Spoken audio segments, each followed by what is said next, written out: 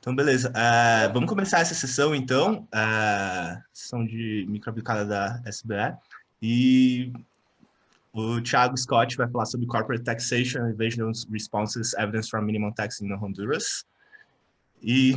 Yeah, you can start. Yeah, we speak in English. Right? Okay, thanks. Yeah. Go ahead. Yeah, thanks. Yeah. So my name is Thiago. I'm a PhD student at the UC Berkeley House School of Business. This is my job market paper. This is joint work with Felipe Lobel, who's also here at UC Berkeley, and Pedro Zuniga from the Revenue Administration Service in Honduras, which is our counterpart, and we'll be working with them in several other projects.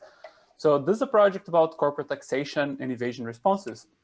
And just to give you a very broad motivation, we know that the international landscape of how corporations are taxed have been changing rapidly in the last few decades. So the average statutory tax rates, for example, in low-income countries, they have fallen from about 40% to 30%. Not only that, but there's been other more structural changes in how we tax corporations. So the rise of digital companies, they don't have a physical presence in countries, the opportunities of profit shifting that have risen. All of this have received a lot of attention in the international debate on how to tax corporations globally. So both of the strengths, they're actually further challenging for lower income countries for two reasons. The first is that these lower income countries are more dependent on tax revenue for corporations, often because they collect very little from personal income taxes. They have a hard time collecting income taxes from individuals. And the second reason is that they often lack the institutional capacity to actually force compliance when they face the very complex operations of very large corporations. As illustrated by this recent article in the Financial Times, it's also true that how we tax corporations is at the front of a current political and a policy debate about how we're going to react to the current crisis. There's been a massive fiscal stimulus, and eventually we're going to have to pay for that. So taxing corporations is at the front of this debate, and also more broadly about the fairness and whether corporations are paying their fair share in the tax system. So one tool that is available for tax authorities to try to enforce compliance for corporations are minimum taxes. So those are provisions that instead of taxing corporations on profits, which is the business as usual, they tax them on a broader base, possibly their entire revenue, which is the case in Honduras, I'm going to tell you. So this exists in some way in several developing countries. The International Monetary Fund actually recommends this as part of their technical assistance to lower income countries, but they're also not uncommon in high income countries. So the US tax reform of 2017 includes a provision with a minimum tax on foreign investment. And Joe Biden has in his program a proposal of a minimum book tax that is basically focused on the fact that very large corporations often don't pay federal income tax because they declare losses. So the idea is that you would tax them on a broader base, their book tax. So how much profits they're reporting to the shareholders or not to the tax authority.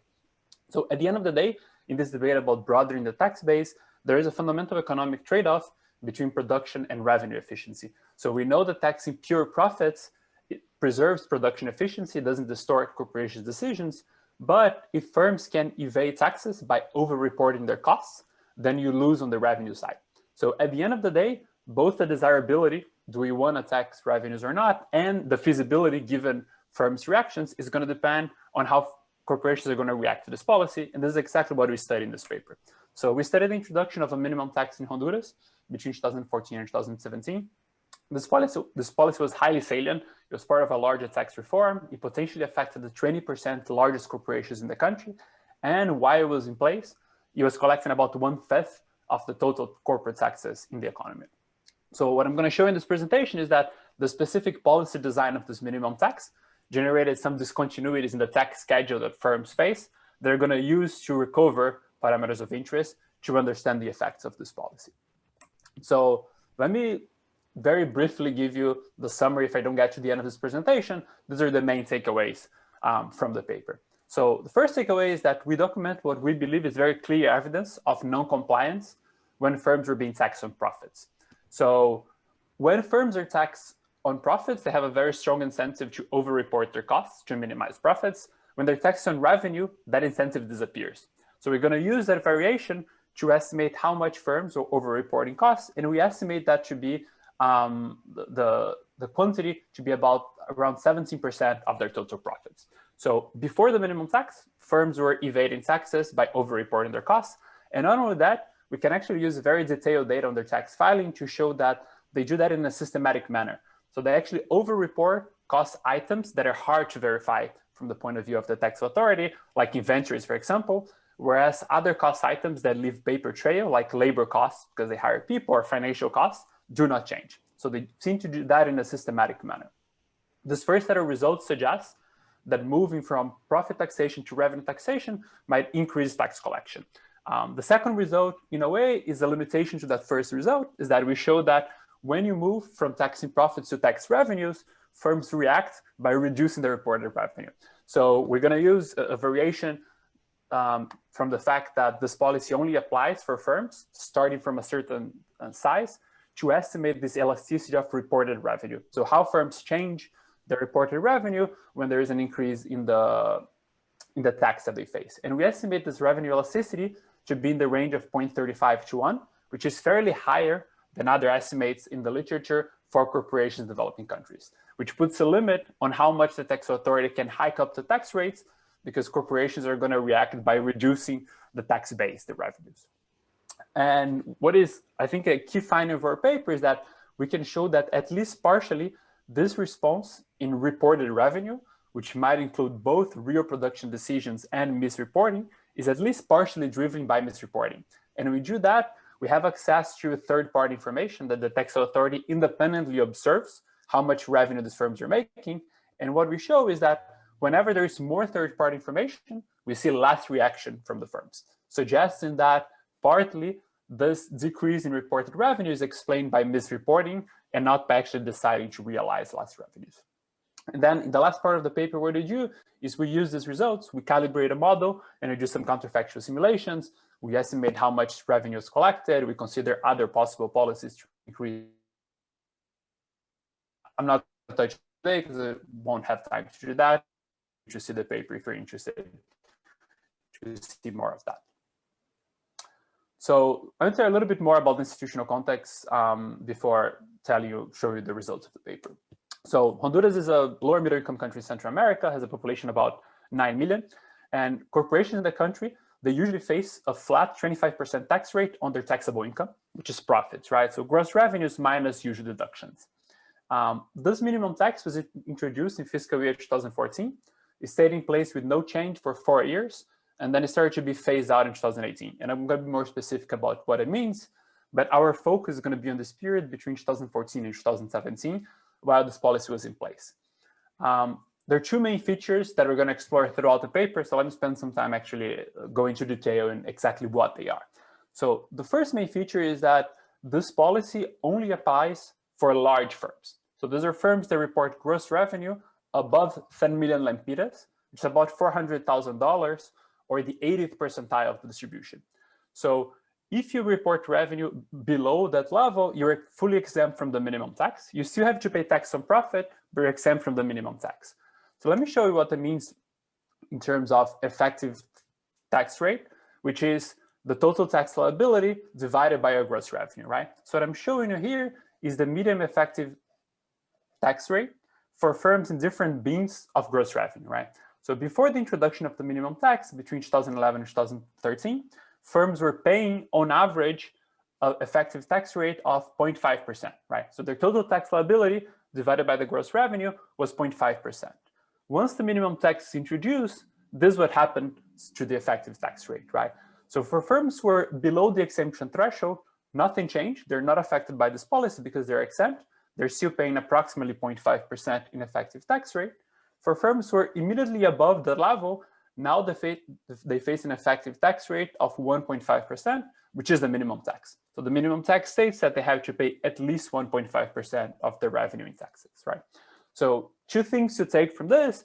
First of all, this is a textbook example of a notch, right? So it's a discontinuous increase in your tax liability when you marginally change, in this case, your revenue, right? So if you report 9.99 million lempiras in revenue, you're not affected by the minimum tax. If you declare one additional lempira, then your tax liability increases discontinually because you're affected by the minimum tax. And then by looking at this, you might correctly anticipate that some firms are going to have a very strong incentive to locate below this exemption threshold, right? So that they're not facing a higher tax liability. And this is going to be the incentive they're going to use to estimate the elasticity of reported revenue. So how much firms are willing to decrease their reported revenue when they face an increase in the tax rate. So this is the first source of variation that they're going to use. The second source of variation comes from the fact that firms who are significantly larger than that, they're not making decisions if they're going to report slightly below 10 or not, because they're much larger, right? They have revenues of 15, 20, 100 million. So for those firms, their minimum tax liability is now 1.5% of gross revenue, right? Meaning that we can write their tax liability as the maximum between 25% of their profits, which is business as usual, and 1.5% of gross revenues. Note that these two liabilities are going to be equal to each other whenever the profit margin, which is profits divided by revenue, equals 1.5% divided by 0.25, which is 6%. So if a firm declares profit margin of exactly 6%, they are paying an effective tax rate of 1.5, which is equal being taxed on revenue or on profit regime. If you declare profit margin above 6%, you're taxed on profits. If you declare below that, you pay 1.5% of gross revenue. So let me show you again what that means in terms of effective tax rates. Again, here I'm showing the median effective tax rates, but for firms with different levels of profit margin, right? Before the introduction of the policy, there's a linear relationship between profit margin and how much you pay in taxes because you're being taxed on profits, right? The slope here is about 0.25. If you declare a lower profit margin, then you pay less in taxes.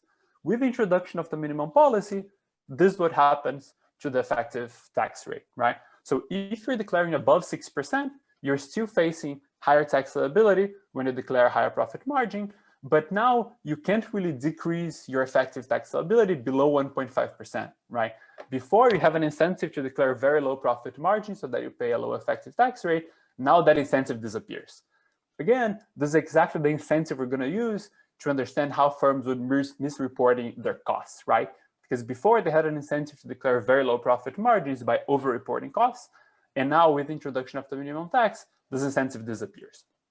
Again, this change in the slope of the tax schedule is what we call a kink in the public finance literature, right? So it's a change in the slope of the tax schedule. It's not a discontinuous change in the tax liability, but it's a continuous change in the slope that you face. And this is going to incentivize firms to increase their reported costs. So this is exactly the variation we're going to use to estimate our elasticities.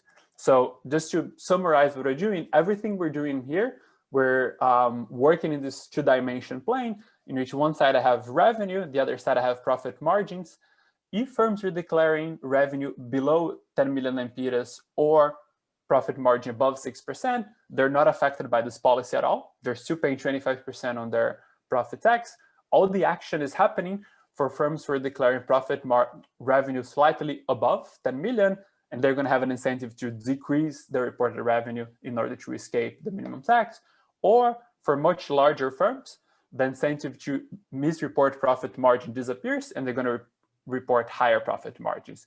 So this is going to be the region that are going to be interested in terms of how firms react. And that's what I'm going to show you going forward. Okay, so just a little bit about the political context, because I think it's interesting in this case. So there was a previous attempt to introduce 1% minimum tax in 2011 that failed. When they tried to introduce it again in 2013, there was a lot of resistance from the private sector. They said it was unconstitutional and confiscatory. It was eventually upheld at the Supreme Court. It was in place between 2014 and 2017. At the end of 2017, there are presidential elections. They're highly contested.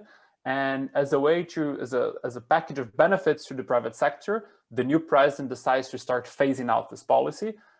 What does phasing out mean? As I showed you before, that exemption threshold at 10 million lempiras was about the 80th percentile of the firm size distribution. So 20% of the firms, the largest ones, were affected. In 2018, they increased the threshold from 10 million to 300 million, which is above the 98th percentile. So very few firms are affected in 2018. The threshold, the exemption threshold actually keeps increasing in 2019 and 2020 to 1 billion lempiras, meaning that almost no firms this fiscal year are going to be affected by the minimum tax. So pretty much all the firms are now exempt from this policy.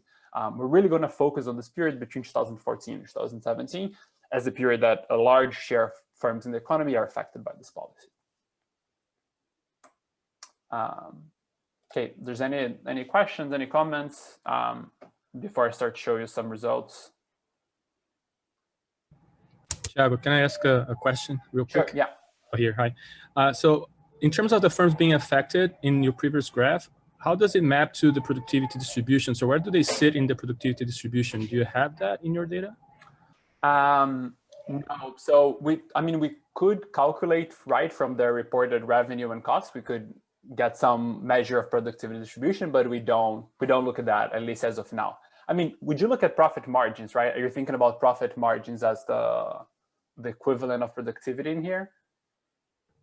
I mean, or value, I mean, the ideal measure would be value added per worker. I don't know if you can compute that, but just to understand, because this is going to promote a lot of reallocation, potentially a lot of reallocation of resources across firms, market, you know, like, so that would be interesting to know where the resources are flowing from and to, and I guess this is part of the, in your counterfactors, it would be part of their results as well. So that's why I was asking. Yeah, no, that's it. Yeah, so we can look at, so we can have measures of value added, measures of number of workers. It's not great in this data because we do have withholding, but not all firms withhold wages. So we have measures of total wages that firms declare as their costs. So we can do something like that. But yeah, we haven't done any exercise in here looking at value added and which firms are reacting. Okay, any other questions? Just a quick comment, because if firms are like gaming the costs that they're reporting, then maybe the value added or the total wage bill won't be like the best measure for value added exactly. So it's hard to think about that. Yeah, that is true. Even though I feel like, so we could try to use measures of, I feel like wage bill at least is one that it doesn't seem that it moves that much, but yeah, it's true that total value added is going to be misreported by construction by the results I'm going to show you here. Yeah. Okay, so let me show. So we're working with the tax authority, so we have access to the universe of corporate tax returns between 2011 and 2018. There's about 20 to 30,000 firms each year. Overall, we're going to have an unbalanced panel of about 108,000 firm year observations, 40,000 unique firms. In the paper, we show some robustness results that we use a balanced panel of firms, and nothing here is being driven by differential attrition or firms coming in and out. Everything holds if we look at a balanced panel of firms at 5 every year. Okay, so let me show you how firms reacted to this minimum tax and to those incentives that I showed you before, right? So first of all, firms that are around the exemption, the revenue exemption threshold, they face this potential jump in the tax liability at the 10 million level, right? So in particular, you should think that the firms that have the strongest incentive to bunch below the exemption threshold are firms with low profits, right? Because they're the firms that if they're being taxed on profit, they pay very little in taxes. Whereas if they report on revenue, if they're taxed on revenue, they're going to pay fully the amount of 1.5% of their revenue, right? So let me show you how the distribution of the empirical density of gross revenue changed in this period. So what I'm showing here is the distribution of firms by gross revenue in 2012, 2 years before the introduction of the minimum tax. So you see this smooth distribution. So that's 2012. That's the year before the introduction of the minimum tax. Once the minimum tax is introduced, this is what happens to the distribution. So you immediately observe this excess mass of firms that are declaring revenue immediately below this exemption threshold. This excess mass of firms that are located right below keeps increasing across time. So that's 2015, that's 2016, that's 2017. In 2018, the exemption threshold increases from 10 million to 300 million. And this is what happens to the distribution. This excess mass immediately disappears, right? So we interpret this as very clear evidence that firms were strategically located below this exemption threshold in order to escape from the minimum tax. And again, we're going to use, right, this reaction of firms of moving their revenue to be below the exemption threshold to estimate the elasticity of reported revenue. Again, this could be driven both by real production responses, right? You close your store the last day of the month in order to avoid going above 10 million, or it could be driven by you realize higher revenues and just report less. And we're going to show you at least some evidence that misreporting explains part of that. So this is for revenue. Now, if we focus on firms that are much larger than that, so they're not making a decision in that dimension to report slightly lower revenue. Now, these firms, they're firms that they're facing this kink at the 6% profit margin, right? So let me show you now the distribution of profit margins for these larger firms. Now, I'm only looking at firms that have gross revenue above 13 million lempiras, which is what we estimate to be firms that are inframarginal to that bunching behavior below 10 million, right? So for these firms, again, before the introduction of the minimum tax in 2012, you see this negative slope that a lot of firms are reporting profit margins very low, and then just decreases as you go to higher profit margins, right?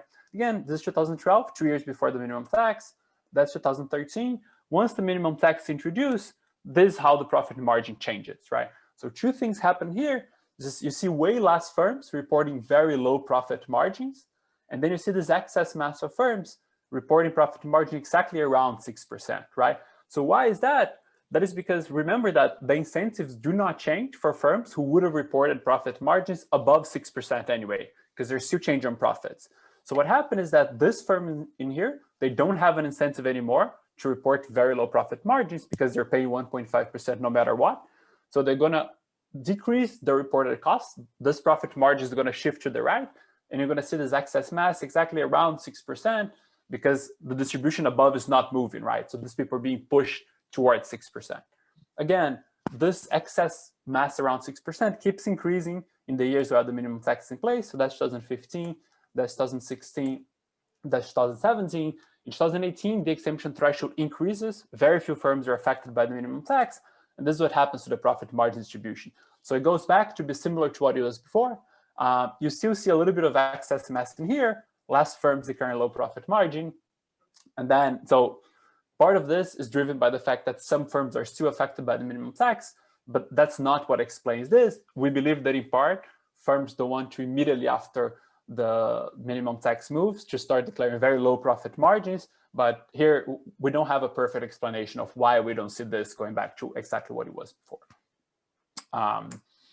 Okay, so let me just in this last 4 minutes give you an idea of how we use these things to find the elasticity of reported revenue, to quantify the changes in profit margin. I won't go into the details given time. I wanted to show more of this raw data with responsive firms. So the whole idea here is we're going to use this bunching literature, right? And the idea is that we can explore this non-linearities in the budget set that firms face to recover these parameters of interest.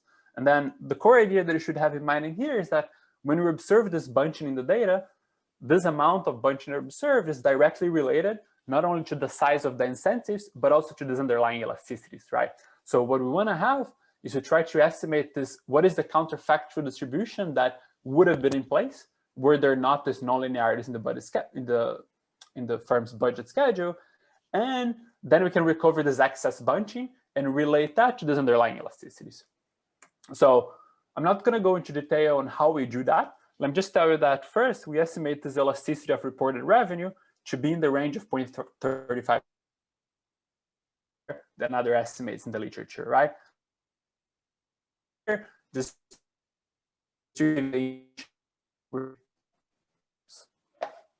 sorry, are you hearing me? Oh, okay. I think I froze for a second there. Do you hear me now? Okay, yeah, sorry. Yeah, I saw that all the camera stopped. Yeah. So just to give you an idea, right, what we do, we estimate this counterfactual distribution with the polynomial regressions, excluding this area that is affected by bunching, meaning that we can recover what would have been the counterfactual distribution. We can calculate how many firms were bunching below that exemption threshold. These firms are coming from above the distribution, right? So we can actually, we use this iterative process to find what is the point above the distribution, which makes the excess mass that we see below equals to the missing mass above, and then we can find the marginal buncher, and with that we can calculate elasticities, right? The elasticity with a notch is a little bit more complicated than the elasticity with the kink, because you don't have a change in the marginal tax rate, you have a change in the average tax rate. So in the paper we discuss how we can use this empirical moments in here to match that to an elasticity. I'm not going to go into that in here. I have only 1 minute left. So let me just show you one thing that I think is very interesting here, which is when the tax authority can more easily observe revenue, this elasticity is dampened. So what we do is we look across sectors.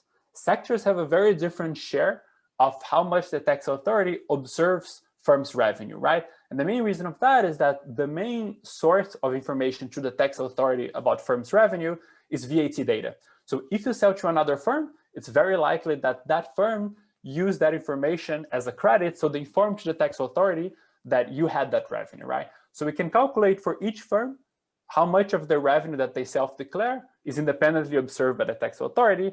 And firms that are upstream, they're much more likely to have their revenue reported because they sell to other firms. Whereas retail firms have much less of the tax revenue independently observed to the tax authority.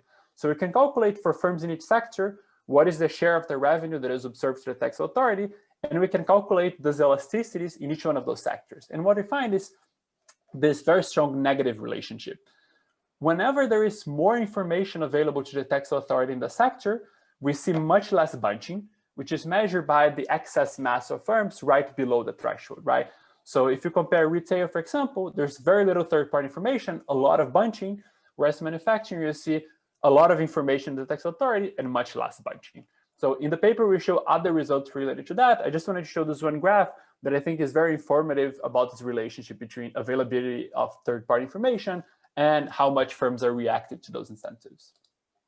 And then, well, I'm running out of time. So we can quantify that change in profit in profits as change in costs. So we show that under revenue taxation, firms decrease their costs by about 70% of the reported profits, showing that they were misreporting before. And then at the end, we're going to calibrate a model and going to consider these counterfactual policies. So let me just wrap up in here to leave us 4 minutes to discuss. Thank you very much. If you want to see the paper, it's available on my website. And feel free to shoot me an email. I'd be happy to talk more about that. Thank you very much.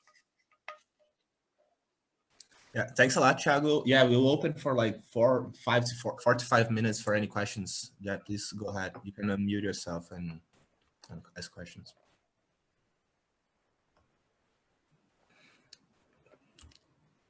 Can I get us started then? So one thing I was wondering throughout is that how far off you think that they were from, like, say, the first best taxation? And is that something you can get at with your calibrated model? Because I suppose, like, underreporting could have a beneficial effect if this is just helping, say, small and potentially productive firms to get past this first hurdle, like as a de facto kind of subsidy to these firms. So that's why I was asking about productivity, but it would be interesting to look at the age profile of these firms as well to see how that affects, firm growth. So just a little bit on that, if you can tell more. So this is a really good question. So I feel like on the age profile, it's actually very interesting. So firms are exempt from it in the first 2 years of operation. So they're fully exempt from the minimum tax.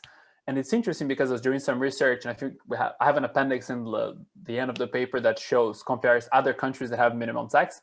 And this is something that's very common. So in most countries that have minimum taxes, firms are exempt in the first 1 to 4 or 5 years of operations, and they are also in Honduras. And I feel like something related to that, right? That in the first years, they often have like very low profit margins. It's common for that. They're growing fast, so they're not affected by this policy at all. So that's one thing.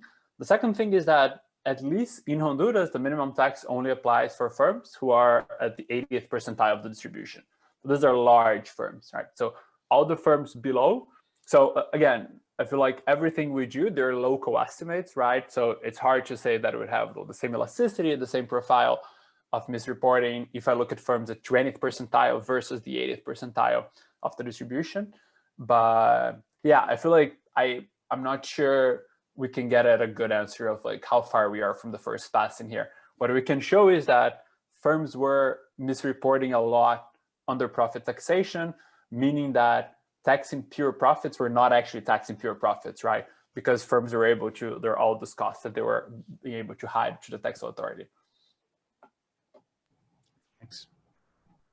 Thiago, just following up on Gabriel's question, when we ask about like how far are we from the first best taxation, here we're not computing like any optimal tax, but one result that's close to your question is that the standard PF results that you don't have distortion under profit taxation, and the minimum tax impose some revenue taxation besides the regular profit taxation. So what we are balancing this trade-off is how much it's worth it for you to give up some efficiency from the profit taxation and reducing tax evasion on the tax revenue system, right? So it's efficiency versus evasion trade-off that we can talk a little bit about this in the simulated exercises. Yeah, basically the idea is that there are real costs related to evading taxes, right? So you're not going to engage in some relation with firms. You need to have a separate book account. So when you tax profit and firms are over-reporting their costs a lot, there's some real costs related to that. Then moving to revenue taxation is going to dampen those costs, right? But they create production distortions on the other margin. And yeah, there's a lot more about that on the paper. So happy to talk more about that later. Yeah. Thanks a lot, Thiago. Can you stop sharing your screen? Absolutely. Yeah. Thank you very much, everyone. Yeah. Hire Thiago in the job market this year. So Caio, you can start sharing. If you want to speak in Portuguese or in English, it's your choice. Yeah, please feel free to do what you think is best. I think we can't hear you. Yeah, a gente não consegue te ouvir. Okay, sorry. The same mistake. Let me share here my presentation. Can you see that?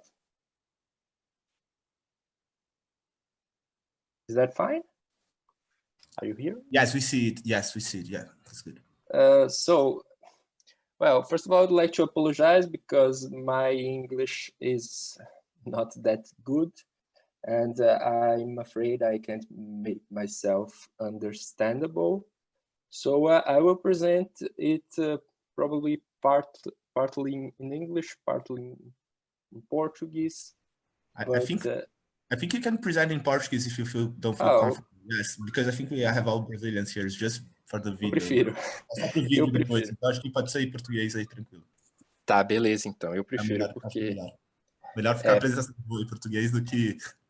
porque senão é capaz de não conseguir me expressar direito, né? Mas, enfim, a apresentação está em inglês também, então beleza, dá para acompanhar. Então, vamos lá, acho que tem 25 minutos agora, se tudo bem, e daí a gente deixa uns 5 minutinhos no fim para perguntas, tá, beleza? Tranquilo, vai dar e sobra, vai dar e sobra. Bom, esse trabalho aqui, ele foi fruto da minha tese de doutorado, que eu fiz lá na Federal do Paraná, com o professor Alexandre Porce. Hoje eu sou professor na Federal do Piauí. O título é On the Homogeneity of the Wage Elasticity of Labor Supply, the Difference Between Blue Collars and White Collars. Então, basicamente, o que a gente faz aqui a gente propõe um teste para verificar se a elasticidade de oferta de trabalho dos trabalhadores ligados à produção, né, os blue collars, se ela é diferente da elasticidade de oferta de trabalho dos trabalhadores white collars. No Brasil, a gente faz isso por meio de uma metodologia de estimação de função de produção. E aí a grande jogada do trabalho é justamente essa, buscar explorar essa variação que a gente tem em relação ao colarinho azul, ao colarinho branco, né, aos blue collars e aos white collars. Então, basicamente, a ideia é essa.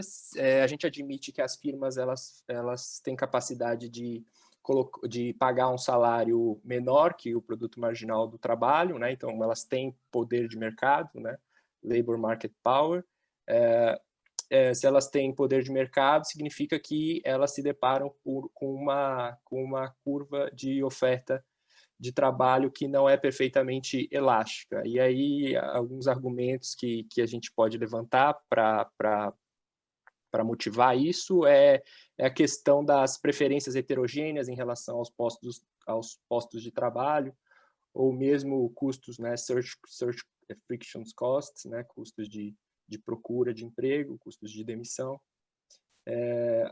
A nossa estratégia... Bom, a gente motiva o trabalho também muito no sentido da política de desoneração da folha de pagamentos, né, que tem se falado muito sobre ela no Brasil e, enfim, ela ocorreu, de fato, dentro do contexto do Plano Brasil Maior. e aí ela está sempre em pauta aí, e aí a gente argumenta que se o poder no mercado de trabalho é diferente para os grupos, por que não adotar políticas públicas direcionadas, né? A gente motiva o trabalho também nesse sentido. Um pouquinho da literatura, como eu falei, a gente vai fazer isso por meio da estimação de uma função de produção. E aí a gente tem ali 2 trabalhos seminais, né, o do Robert Hall em 88, e tem o do Deloecker e do Warszynski em 2012 também, na American Economic Review, que são trabalhos em que a preocupação é recuperar o markup, né, o markup é a razão entre preço e custo marginal. Depois desses trabalhos, existem alguns avanços, né? Existe uma vertente dessa literatura que parte para a ideia de incorporar imperfeições no mercado de trabalho.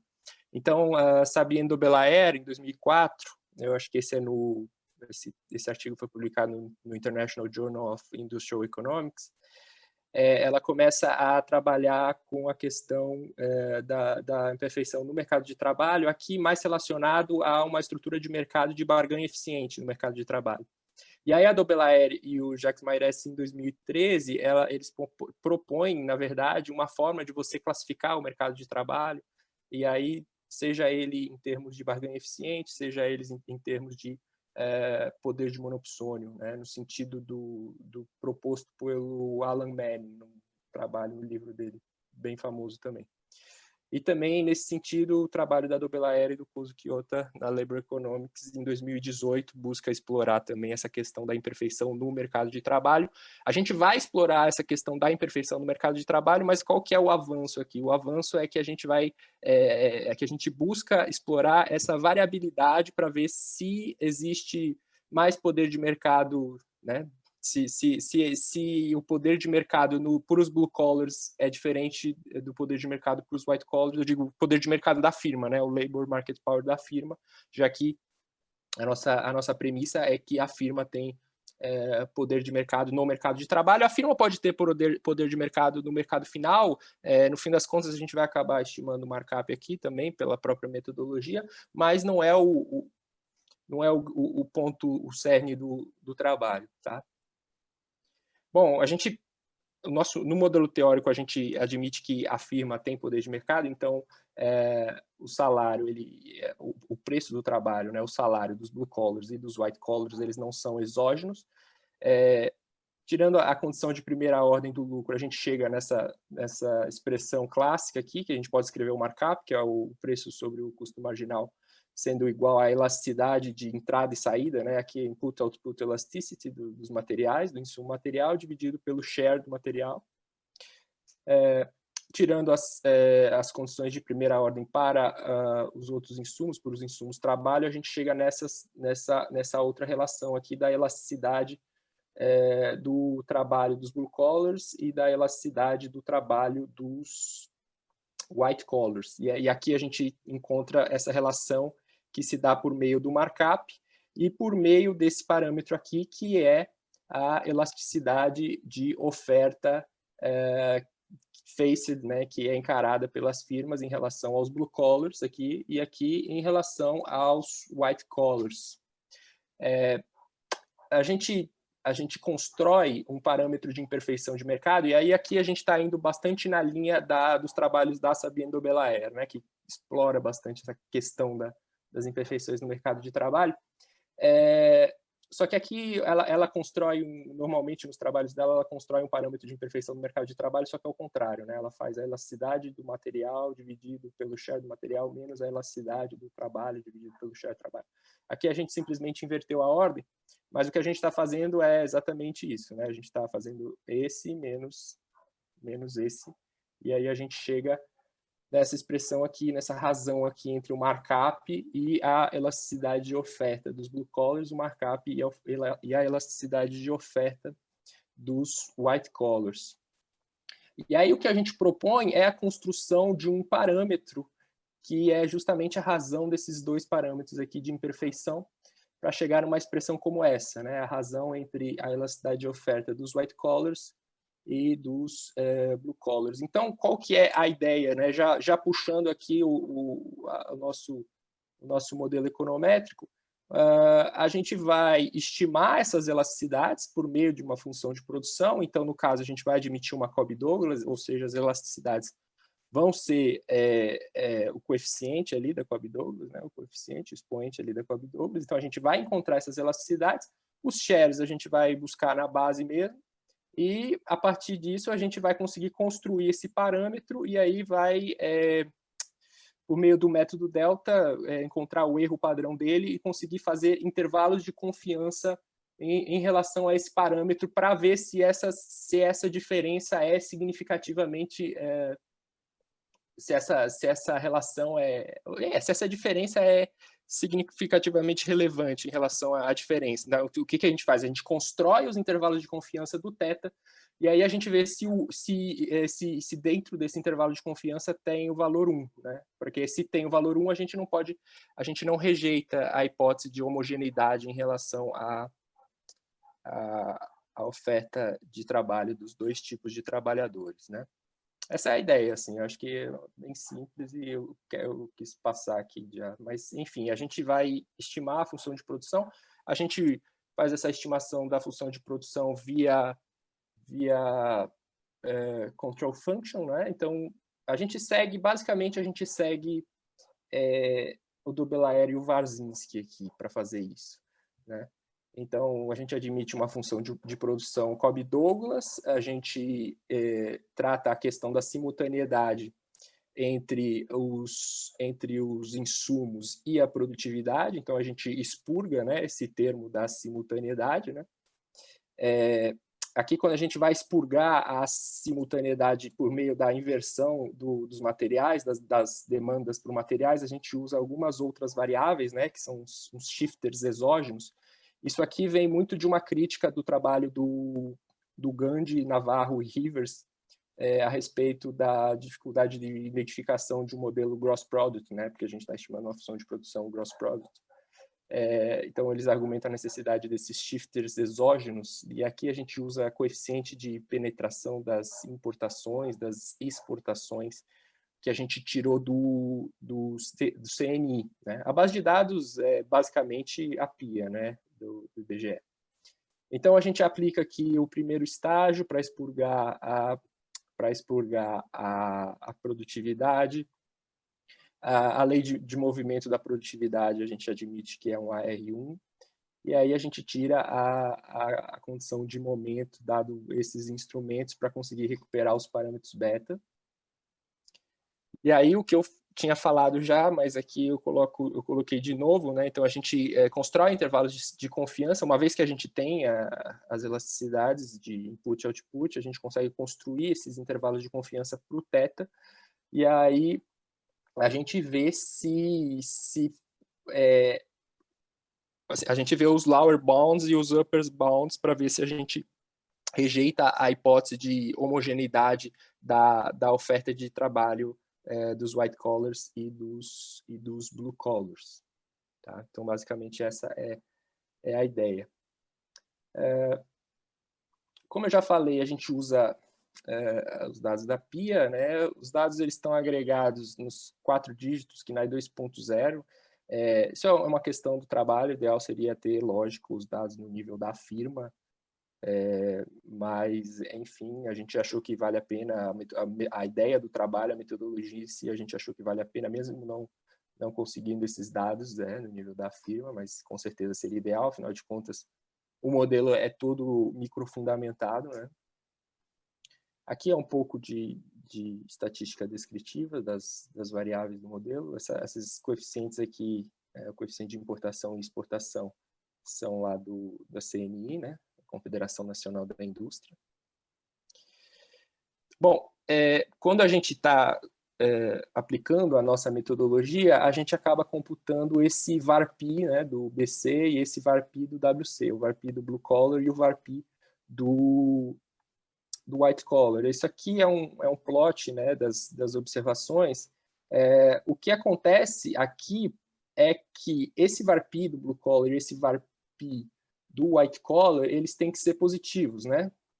eles têm que ser positivos porque o Mi é um valor positivo, no equilíbrio de longo prazo 1 ou maior que 1 e tal, e a elasticidade de ofertas de trabalho também tem que ser positiva. Então, isso aqui é um número positivo. Isso aqui é um número positivo. Então, a gente acaba perdendo algumas observações, né? Aqui a gente coloca um cutoff de 0,1, né? Então, a gente acaba perdendo essas observações aqui, e essas observações aqui a gente acaba ficando com as observações só que estão aqui no quadrante nordeste, né? Então, a gente acaba desbalanceando o painel e ficando com 1.294 observações. O nosso período, esqueci de falar, mas o período que a gente está analisando é de 2007 a 2015. Devido à condição de momento que a gente usa para estimar a função de produção, a gente acaba perdendo 2008, né? Mas, enfim. Qual é a unidade dessa observação? Você falou que é KNAI 4 dígitos, né? Então, Isso. você tem uma KNAI 4 dígitos para cada ano. É isso que constitui uma observação. Isso, exatamente. Uma KNAI 4 dígitos para cada ano. Bom, aqui seria o resultado, né? O nosso resultado principal. Aqui estou pensando em alguma maneira melhor de reportar. Aqui seriam os quatro dígitos da KNAI, e aqui, deixa eu assumir esse negócio. Deixa eu assumir esse... if zero, the hypothesis of homogeneity... Então, se for zero, a hipótese de homogeneidade entre blue collar e white collar não é rejeitada. Se for 1, a elasticidade salarial dos blue collars é maior que a elasticidade salarial dos white collars, né? Então, via de regra, a gente vai ter que a elasticidade salarial dos blue collars ela vai ser maior que a dos white collars. Aqui a gente está com um nível de confiança de 99%, eu fiz para 95% e para 90%, e é claro que aí seria uma tabela muito maior, então eu deixei em termos de proporção no anexo do trabalho, né? Mas aqui é só para ilustrar o resultado que a gente encontraria, né? Aqui, simplesmente, é para ilustrar como que a elasticidade salarial dos blue collars ela é maior que a elasticidade salarial dos white collars. É interessante ver também que essa diferença vai diminuindo, né, ao longo do tempo, apesar de que a gente não ter muito tempo, né, para fazer uma análise mais profunda, mas ela vai diminuindo. Mas o fato da elasticidade salarial dos blue collars ser maior é algo evidente em relação aos resultados que a gente tem. Então, a gente encontrou uma elasticidade média aí uma elasticidade salarial média dos blue collars de cerca de 1,59 e dos white collars cerca de 1,25. Em alguns momentos é estatisticamente relevante essa diferença dessa elasticidade. E aí a gente tenta argumentar de alguma forma, né, justificar esse resultado, e aí a gente vai para uma linha de que, historicamente, os blue collars eles são mais organizados, eles são mais unionizados, são mais sindicalizados, né, historicamente, se bem que muitos trabalhos hoje em dia mostram que esse sindicalismo está indo para o setor público, para os white collars do setor público, né? E como é um grupo que eu pertenço, eu concordo plenamente com essa observação da literatura. Mas, enfim. A questão de terceirização, a gente argumenta também a questão de terceirização, possibilidade maior de terceirização dos white collars como uma justificativa para que as firmas tenham maior poder de mercado sobre, né, os white collars, poder de mercado em relação ao salário, né, ao wage markdown. E aí a gente argumenta também que os white collars eles podem ter preferências heterogêneas mais relevantes que os blue collars também. Essas são as justificativas para os nossos resultados. E é basicamente isso. Obrigado.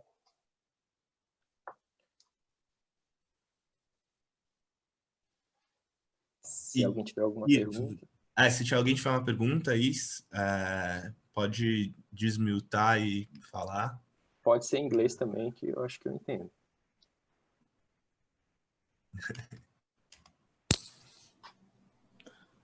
Caio, uma pergunta rápida.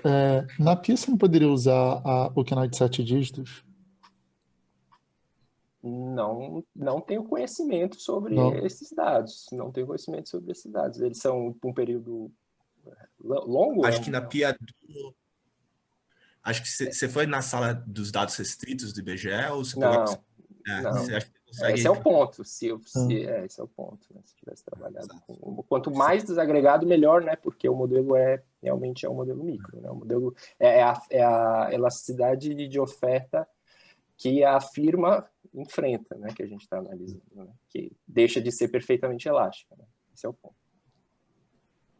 Eu fiquei pensando aqui que tem aqueles papers lá para Portugal, para Alemanha, das heterogeneidades de efeito fixo de firma, não sei se aquele Cardoso Klein, que é o review, e no modelo deles é bem parecido, só que eles conseguem, eles botam aquela elasticidade que é trabalhador firma específico, né? E daí, através disso, eles fazem algumas hipóteses de, tipo, a firma que tem uma maior elasticidade vai ter, seja amenities, alguma coisa de compensation differentials, assim. E você consegue estimar no seu trabalho a elasticidade para todos os setores diferentes, né? Embora você não tenha no nível da firma, você consegue estimar para setores diferentes, né? E tipo, através disso, você pode testar algumas hipóteses, né? Que seriam consistentes com o setor, digamos assim, você tem uma maior ou menor elasticidade, você vai ter um maior ou menor markdown e talvez tenha um pass-through para salários disso, né? Então, você talvez consiga correlacionar, seria uma simples correlação, mas correlacionar as suas medidas de elasticidade entre setores com alguma medida de labor market desses setores, será? Só estou pensando aqui. Conseguiria, é uma boa ideia. De fato, você consegue a elasticidade por observação, né, que a gente diz. Até no trabalho, né? Até no trabalho eu não mostrei, né, porque eu achei que ia ficar muito longo e eu tenho o péssimo hábito de estourar o tempo em todas as... Só que aí eu errei a mão e errei para menos aqui, né, mas enfim. Mas eu até na seção resultados, eu até coloco tipo uma forma reduzida, assim, com resíduo de solo, no qual os parâmetros a serem estimados são justamente as elasticidades, né, eu manipulo a função de produção, e aí eu testo se as elasticidades são iguais, e aí eu falo um pouco das vantagens desse método que a gente usa, que permite computar a elasticidade para cada período, e sim a possibilidade de mergear esses dados, né, com outros, tem uma possibilidade grande aí. Na verdade, quando veio a ideia, né, da gente explorar essa variação do blue collar para o labor collar, a gente pensou em primeiro fazer algo mais simples, né, que a gente tivesse certeza que ia dar certo, para depois tentar expandir para outros trabalhos, mergear outras coisas. Claro. Não, e acho que só pela aquela sua tabela lá que tem os vários zeros e uns, só para entender qual que era a sua prior e qual que era que você achou do resultado. Você acha que, tipo, isso daí é um sinal de que tem muitos setores que você pode eliminar a hipótese de que as elasticidades são iguais, ou tem poucos setores? Porque eu vejo esses zeros e uns, eu não sei se, tipo, se eu devo interpretar isso como um resultado que tá, não, tem muito setor que a elasticidade é diferente, ou se é um resultado, sei lá, não sei se são muitos. Quando a gente está fazendo o trabalho, a gente sempre espera uma variação maior, né? Eu queria ter encontrado uma variação maior, mas se pegar, é que eu não né? Se botasse 95, talvez... não, sim. Aí, por exemplo, se coloca, quando 90 chegava... É que eu fiz por ano, né? Na tabela que está no anexo, que eu não reportei aqui na apresentação, eu fiz por ano, mas, por exemplo, a 10% chegava a ser 15%. 15% das observações você rejeitava a hipótese de homogeneidade. E você sempre rejeita no sentido de que os blue collars têm uma elasticidade de oferta maior, ou seja, o poder de exercer um salário menor em relação ao produto marginal das firmas vai sempre em direção aos white collars, ou seja, as firmas têm mais poder em relação aos white collars que aos blue collars, porque eles sempre têm uma elasticidade que tende a ser mais próxima da infinita, né? Beleza. Bom, tem mais alguma pergunta aqui? Se vocês quiserem mandar pelo chat, sei lá.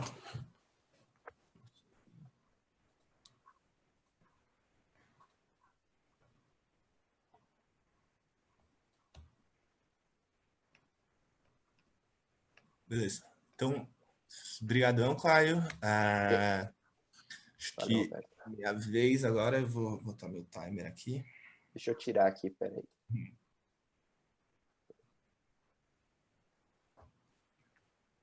Acho que no fim sobrou uns 5 minutinhos a mais para mim, que eu acho que eu vou aproveitar. Vocês conseguem ver minha tela, né? Sim.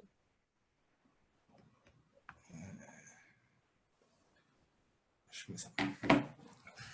Oh, eu esqueci, eu vou apresentar em inglês. I'm sorry. Yeah, thanks everyone for coming. I'm going to present this paper that I'm working with Alison Farias from the IADB. It's called Registration Costs, Taxes, and Formalization of Micro-Entrepreneurs, Evidence from Brazil. So micro-entrepreneurs are this class of workers that are really common in developing countries. So this review from Seema Jayachandra estimates that around 1/3 of workers in developing countries are micro-entrepreneurs, and most of them are informal. And if we take like the Brazilian household survey, PNAD, around 22% of workers are micro-entrepreneurs. And this graph here is plotting the share of registered micro-entrepreneurs between 2002 and 2008. And we see that it's always, the formalization rate is always around like 18, 17%. So in 2008 is exactly 17% of micro-entrepreneurs being informal. So this, just to illustrate that this class of workers is probably the one that is mostly targeted by, is mostly affected by informality. And why should we care about this? First of all, we are defining here informality not being registered with tax authorities. And we should care about this first because like informal micro-entrepreneurs do not comply to laws and regulations. It can affect government revenue because they're not paying taxes. And these individuals are not covered also by Social Security, the Social Security network, which might exclude them for several benefits that we, as a government, that governments or public authorities might think they are interesting, such as pensions and maternity leaves. And in a development perspective, it also affects it might also affect misallocation of entrepreneurs across sectors and not allow productive informal firms to grow. Roberto, so, can I just quick clarification question? So micro-entrepreneurs here are self-employed or up to one employee? Yes. Micro-entrepreneurs are exactly the definition of May of self-employed and employers with up to one employee. And informal are the ones who do not contribute to Social Security or who do not have a CNPJ? So we don't have do not have a CNPJ for the whole sample. So we are plotting here the information which is contribute to Receita Federal. Okay, from PNAD.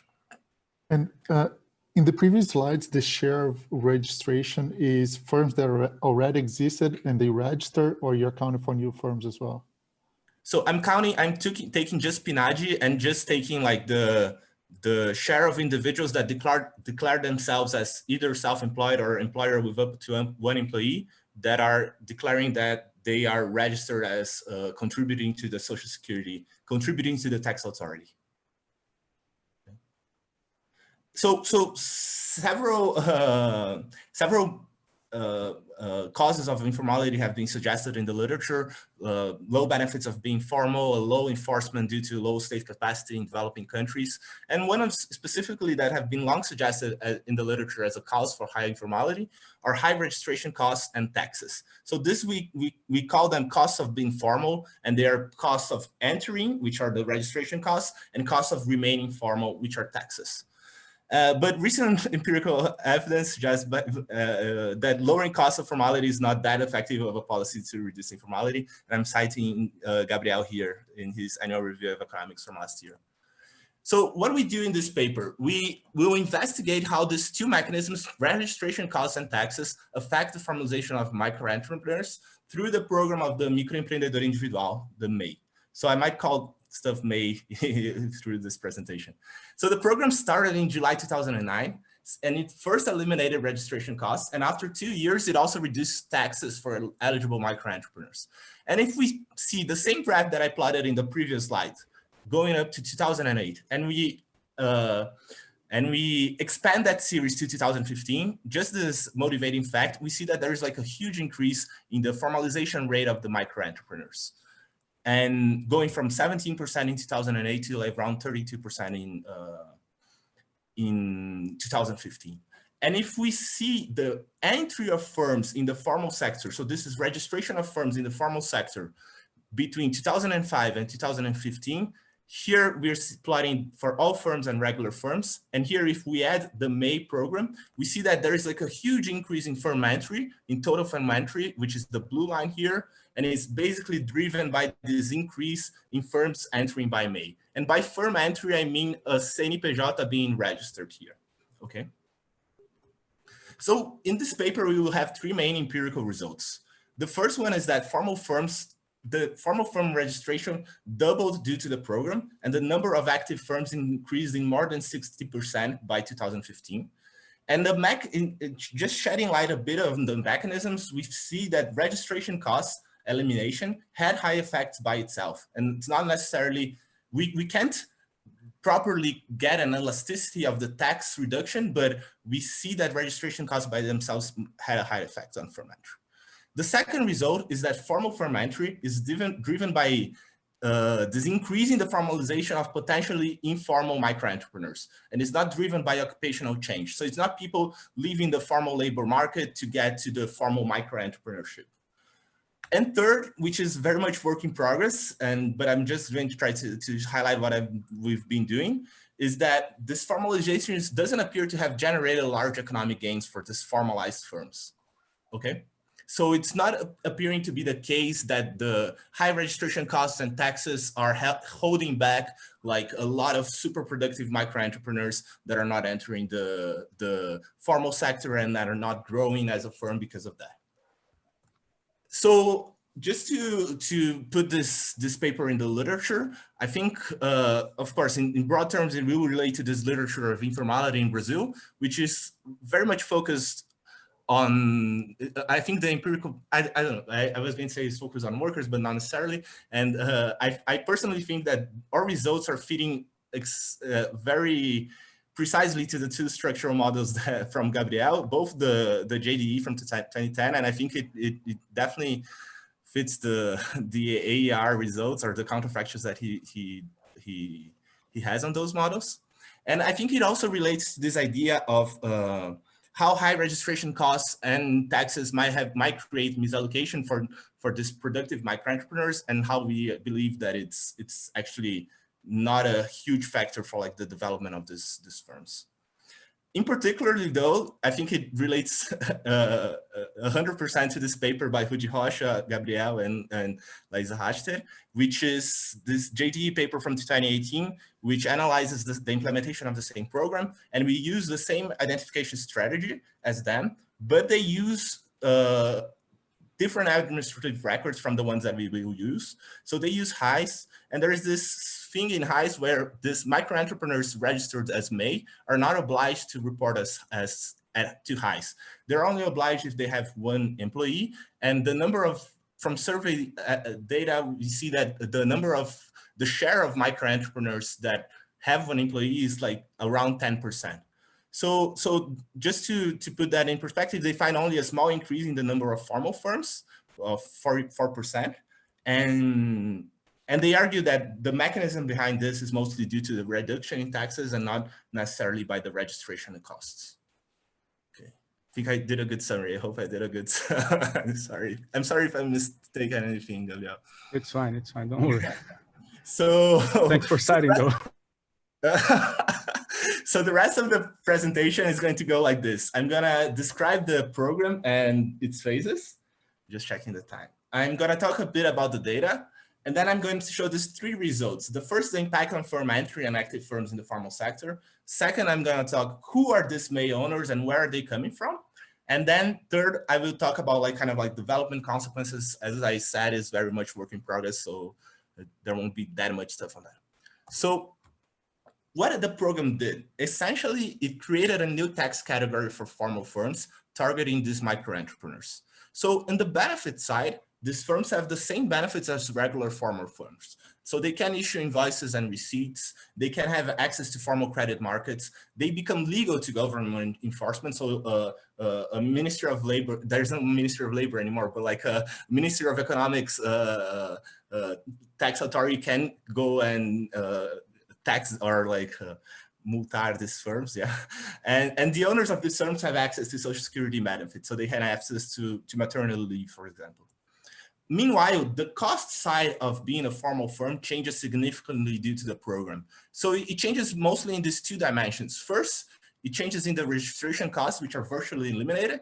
So in 2010, there was created this website where you can register for free. And I'm just going to put a print screen here of the website. You can go there in Portal do Empreendedor and just click Informality, and you can become a MEI. And if you don't know, you can go to YouTube and you see Nath Finanças will tell you how to become a MEI in 6 minutes and 44 seconds.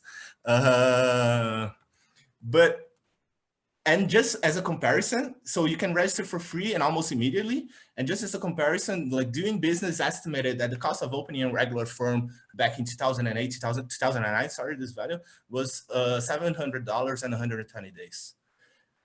So the second dimension where the costs change significantly are in the cost of remaining formal. So MEI owners pay a flat tax rate, which is essentially a percentage of the minimum wage. And I'm going to show here that this tax rate changes with time. And the kind of like the counterfactual for a regular firm would be 4% of their revenue. So let me talk about this, the timeline of the program now. So first, there was like this what we are calling implementation phase, which started in 2009. And it started in like states separately. So it first started in like the biggest states, and then it started in the states in the south and Ceará and Espírito Santo. And meanwhile, in this phase, the website wasn't super active, and it wasn't like universalized among every state. So we're calling this implementation phase, and then it starts in phase 2, where all the remaining states are included and the website is normalized, and it's created like the CMEI, which is the registry for MEIs becomes easier. And in this period between 2010 and February 2010 and April 2011, we interpret this as a period where the registration costs are low, but the tax rate is stable. So this is the same argument as the JDE paper on MEI, which argues that the tax rate being stable at 11% at this point was almost similar to what the entrepreneur would have to pay if they were registered at the formal sector as a simplest firm. And then in April 2011, the Social Security contribution lowered from 11% to 5% minimum wage. So I think we interpret this phase as this period where it starts to be low registration costs and low tax rates at the same time. Okay, and we borrow all of this and idea from the Rudy Rocha, Gabriel Serran's paper. They're saying my internet connection is unstable, but I think it's, yeah. And the last aspect of the MEI program that we want to highlight is the eligibility. So it mostly depends on 3 criteria. First, a yearly revenue. So nominal values are constantly updated to keep up with inflation. And it's currently at like 81,000 reais. You can have at most 1 employee. And there are like industry eligibility criteria that we will explore.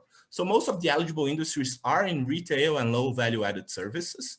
And the eligibility criteria is determined at the 7-digit industry classification, and 350 of the 1,300 industries are eligible to register as MEI. Okay.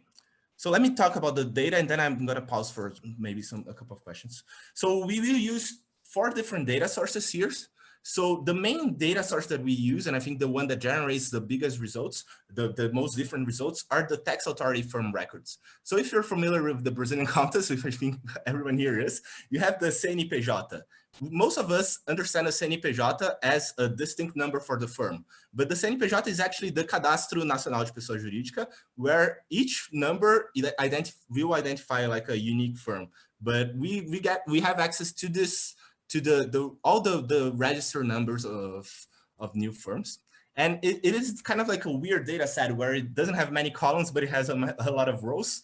And the information that we have on it are basically the date of registration, the date of end of activity, the geography, industry at the KINAI 7-digit level, and the name of the firm.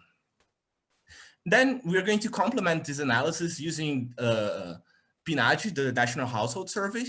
We use HISE, which is the Matched Employer-Employee data set from the Ministry of Labor, just to track the people that are opening their MEI firms when they were formal workers. Okay, and finally, we use this Perfil do MEI from Sebrae, which is like a yearly publication organized by this Institute for Small Firms, and they make a representative survey of MEI firm owners. And we don't have the microdata for this Perfil do MEI, but we kind of scraped the aggregate data reports from their website.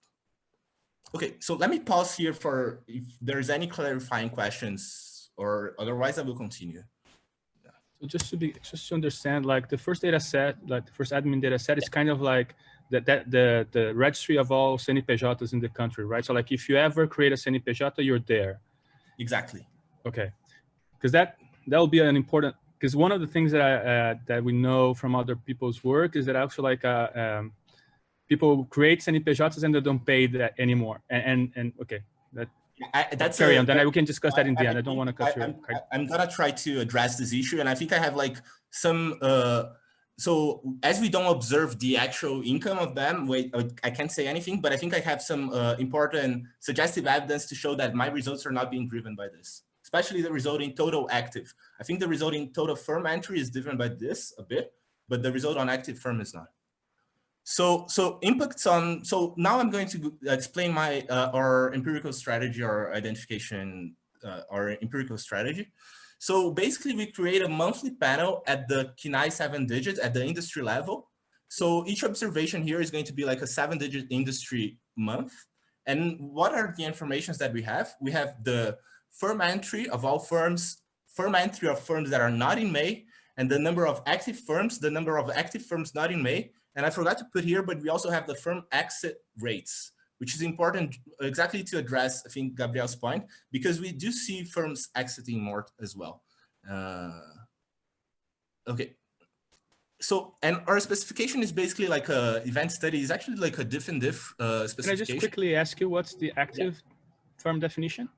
Yeah, sure. The active firm is the firm that was open and wasn't baixada or inativada. Okay. In that registry, right? Cadastro Nacional de Pessoas Jurídicas. Yeah. Yeah, thanks. That's a good clarification. So we ran this specification where we have like a KINAI 7-digit industry fixed effect, a month fixed effect.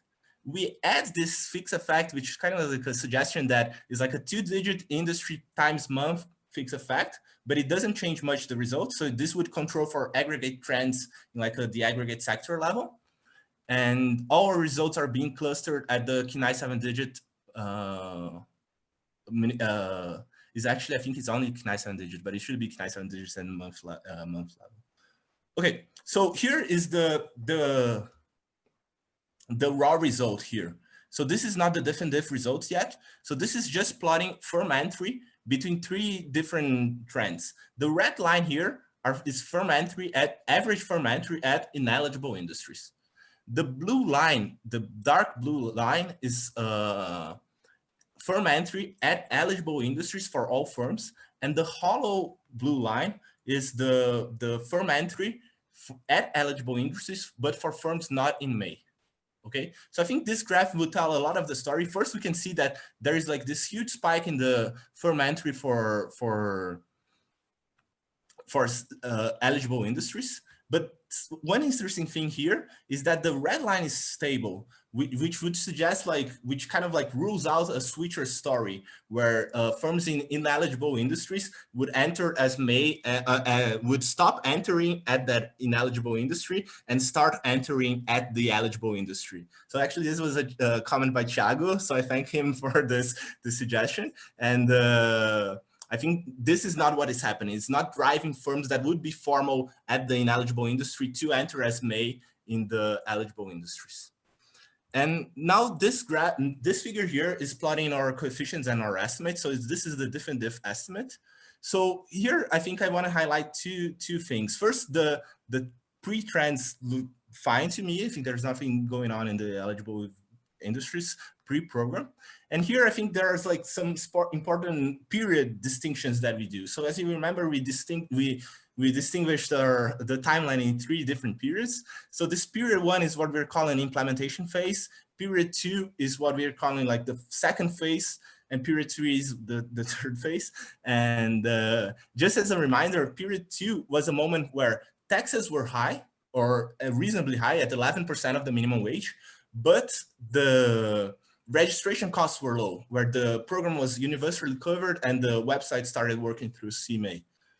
And if we compare the results between period 2 and period 3, although the pooled coefficients show this increase, there's no apparent like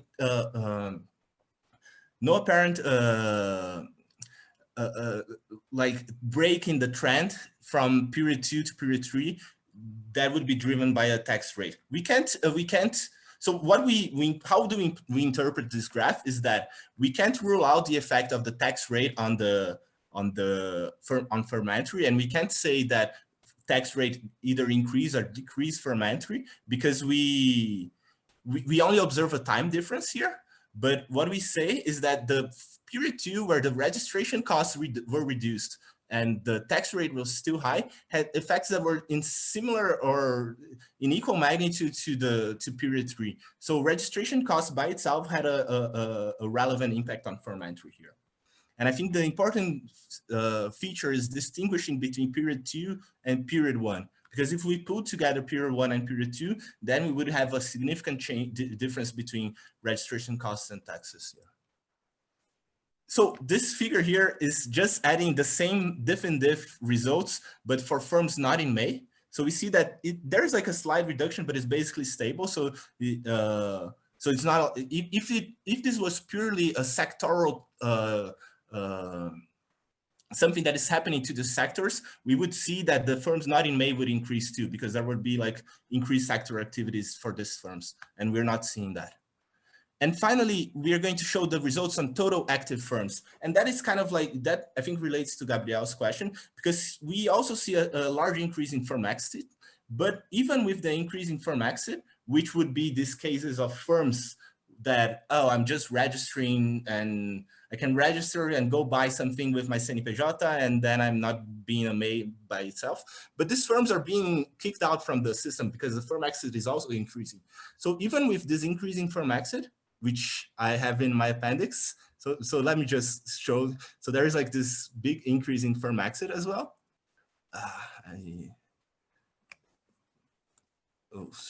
So let me go back.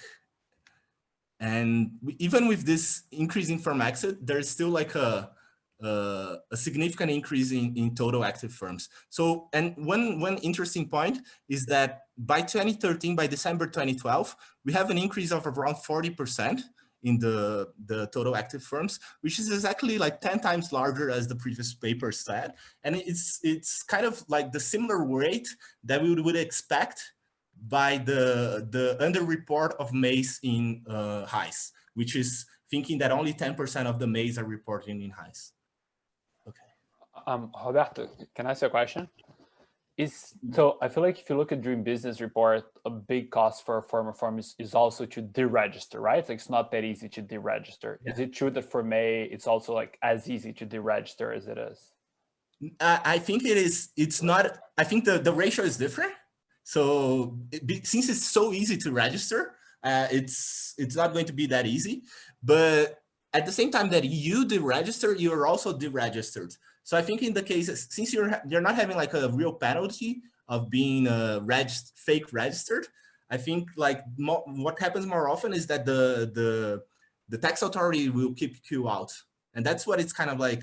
We see it happening. So if this might suggest like an overestimate of the effect on total active firms in the beginning, but since it's so large in the following years, then we would expect if it was all driven by this, or if it was mostly driven by this fake firms entries, then we would expect all of them to be kicked out, and we're not seeing that. If I may address to Thiago's question. In fact, for Simples, you already have an instrument in Simples law, which said that the tax authority had like 60 days from the day the owner wants to deregister. So if completing this time and the Receita hasn't already registered given its baixa, so it's automatically given for the owner. So yes, it's as easy as registering. There is no Nath Finanças video though for the registry. So just to summarize our results in this part, I think the results suggest this large increase in firm entry, and furthermore, the mechanism suggesting that registration cost by itself was sufficient to increase firm entry. And there are responses from exit that I've shown, right? So I have like, I'm gonna use 5 minutes that Kyle left me, and I'm gonna go a bit further. So let me talk about like where this make owners coming from. So it's very hard to get like we don't have like, since we are using these administrative records, and the huge issue with informality is using administrative records to study informality, because we don't, by definition, we don't observe informal firms in administrative records. And we don't have any longitudinal panel that is covering these individuals for this period. So what we do is we turn ourselves to household survey data and mix with other administrative records to show 3 facts. First is that there's no occupational change in this period. So the share of micro entrepreneurs doesn't appear to change or increase in the period. These individuals are not leaving the formal labor market directly to the MEI program. So it's easy to say in just one word in Portuguese, it's not happening in pejotização. Pejotização is not what is driving this result. And the third one is that graph we showed from the share of formal micro entrepreneurs, and I'm going to combine that with how this trend is different from the trend for formalization of employees. And so for us, these 3 evidence suggests that the new firms registering as formal firms were the ones that were previously informal micro entrepreneurs. So first, here's the graph of the occupational choice or the share of workers in each occupation category. So the green diamond line here shows the stable pattern of occupational of micro entrepreneurs as a share of all workers. Now, this graph here is a bit harder to explain, but what we did is we built a whole panel of MEIs and tracked them at highs. So we have in this panel, the periods at which they were active as MEI and the periods at which they were active as employees in the formal labor market, okay? And what we get is that, first, a large share of the people that open MEIs were not ever employed in the formal labor market. We estimate that at 30%. But what this graph here is showing us, and let me just go step by step so that it's easier to understand, because I think this is very interesting. Here, what this graph is showing us is that in the x-axis is plotting times from and to and after opening or your MEI firm. And here, what this graph shows is that at the time at which people open their MEI, 17% of them are at the formal labor market, okay? And 1 year before and 1 year after, these values are 27 and 19%, okay? Which are the red lines. So how do we interpret this? So first of all, I think we interpret this as like regular employment changes, such as in Renata Narita's self-employment paper, but we don't see this as like a pejotização or a gaming, because we would expect to be like a drop at the period where you open your MEI, if this was pejotização. Because imagine I'm leaving my job because I'm going to open a MEI. So I wouldn't expect like a large period of time between you leaving your job and you opening your MEI. So even if we take 6 months between you're opening a MEI, there's only like 5 percentage points of difference between people leaving the labor market, which are like here, like around 21 to I think it's 16% here. Okay. Okay, and finally, this is the same graph that I plotted in the beginning. The 3 lines represent the 3 kind of different phases of the program. And here, what we've done is we picked up PNAD and we pulled all the years together, and we ran a regression where we control for covariates and dividing 2 different samples. So we divide first in a sample of micro entrepreneurs and a sample of employees. And what this graph is showing, this graph is plotting us the coefficient of this time dummy. So the time dummy is just a year and is normalized to 0 in 2008, both for micro entrepreneurs and employees. So what this graph is showing is that the formalization trend for micro entrepreneurs is completely different from the one from employees. So a macro person would say it's similar, but I think it's very different. So we see that for employees, the trend really starts to pick up already in 2002. And by 2011, the formalization rate kind of converges. Whereas for micro entrepreneurs, the formalization rate is basically stable through the early 2000s, and it starts to pick up right in 2009 and keeps on growing until 2015. So we find evidence that, so this we interpret as evidence that like this is being driven by the May program and not by the other factors that have driven the very kind of like known formalization rate increase of employees in Brazil. Okay, so I'm going to skip this and I'm just going to talk about the development consequences of formalization very quickly. So I think like, so in Gabriel's AR paper, he outlines this kind of three traditional views of informality. So this view that either firms are parasite, either the firms are this kind of hidden talent view from De Soto, and this survival view. So I think what we are able to see is we are able to discard the hidden talent view, which would say that there is like a super productive, there's a productive pool of micro entrepreneurs at informality, and they are not able to grow and be as productive as they can because of high registration costs and taxes. So what we see is that only 5% of these May owners end up growing to be regular firm owners. And most of them, even when they end up being regular firm owners, they remain small firms, as we see in HICE. So it's not like this registration costs are dropping and all these super productive micro entrepreneurs are entering, and by entering and gaining access to formal markets, they are growing to be these big firms. So I think we interpret this as suggestive evidence that this regulation costs, both tax and entry costs, are not holding this pool of potentially high productive entrepreneurs out of the market. So just to conclude quickly, I think we have like these three results that if you haven't listened to me in the last 30 minutes, you can drop off. So we say that the May program, by reducing registration costs and taxes, increased the formal entry and increased the number of active firms substantially. Formal firm entry is driven by this formalization of informal micro entrepreneurs. And what is the work in progress, but we're kind of very confident is that the program is not like driving this productive micro entrepreneurs out of the shadow. So our finding in our mind are much more consistent to the bulk of these micro entrepreneurs being like under the survival narrative of informality. Yes, so as I was the chair, I went further on my time. I'm sorry for that, but please let me know if there are any questions, and yeah, thanks. So Roberto, I made a question in the chat, but I will make it here. Oh, I'm sorry. So, yeah, I couldn't see the chat. So one thing I was thinking about is about phase 3, because as far as I'm concerned, you said that exit has also been very large. Yeah. So or has increased after May. So one thing that I was thinking about is maybe taxes do not matter that much because people are just having a try as micro entrepreneurs. So maybe taxes are not relevant for those people, and your results are being driven by something like that, for some sort of attempt to create a company, and then eventually they don't make it through it.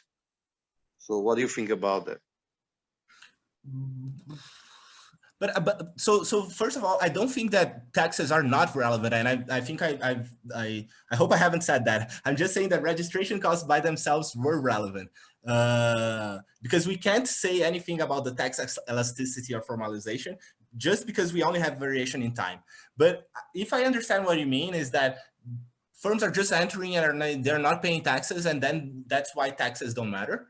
So that actually might be true, and that might be what is driven from the exit rate. So it could be the exit rate could be driven by these firms that are just like looking at registration costs and they're so low, so they are going to register anyway. But since taxes are really relatively high, which they are not, especially in the third phase of the program, they are exiting the program. But so what we see in this paper and the discussion of mechanisms in particular is that we can't say anything about the importance of taxes, because since we only have time variation in the respective taxes, then we can't say anything. what we can say is that the registration cost does increase from entry. You see, I think there's like a slight difference where I'm not comparing exactly registration costs to taxes. I'm just able to say the registration costs by themselves are an important mechanism in firm entry. I don't know if that's clear, but I'm happy to talk further if you want to. No, okay, I think I got your point. Thank you. Do we have time for one question? Sure, I'm the chair, so if anyone wants to leave, I'm like, yeah, please, yes. So just one thing is that, so in terms of a comparison to our results, the big difference is on firm entry, right? And the magnitude of firm entry, because the origin is kind of like consistent. Exactly. Like we also find it's formalization, and there's no occupational change, like no pejotização, so on and so forth.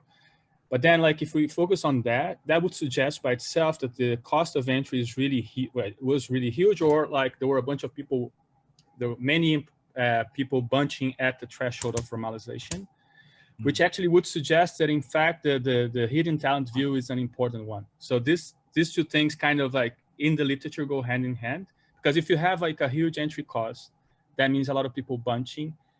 And if you remove that and you see people formalizing, it's because they see some benefit of doing so. Or, which I think it could be a super interesting angle to this story, because the way we measure formalization in PME, and that drives our conclusions a lot. Well, forget about highs, because at highs we look at people with one employee or more, right? So like, but like looking at examining the PME effects, like people reporting, do you contribute to Social Security or not? Which is kind of like, do you pay the taxes that are associated to MEI or not, ultimately? Whereas you're capturing people who like get a CNPJ and they might be being kicked out, but I don't think that actually many people get kicked out by the actively by the government, where like people, once they get CNPJ, they stay there because there are costs, even if it's time to get, to close your CNPJ. So that could be actually a lot of the story here. It's like, it's easy now, like there are like anecdotes of like, you know, cleaning, like for example, one French cleaning lady getting a MEI for sure, because of Social Security. But then like she doesn't care, but she doesn't care about CNPJ, right? Like, and she might decide not to pay after that.